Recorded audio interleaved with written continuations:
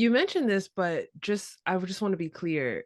Written expression, like, is there a written history or has the history mostly been oral? And I guess now that we're in, the modern era, is there kind of a plan, or is there something that's been happening to kind of standardize like orthography or like the written language? Like, can you talk a little bit about that? I'm actually really glad you asked this question.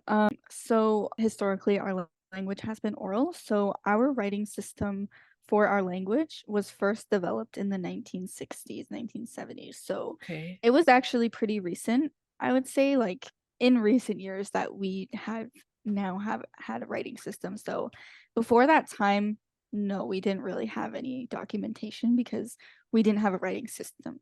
There was researchers though, like Franz Boas, Edward Sapir, those are prominent linguistic anthropologists who did come to our community and who did document our language.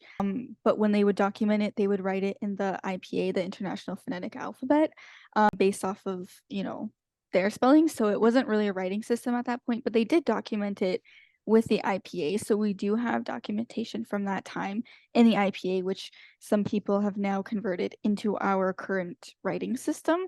So, we did have documentation, but it was through researchers and anthropologists. And, as you know, that's not always the most accurate. They didn't Mhm. always hear certain sounds, they didn't understand certain meanings.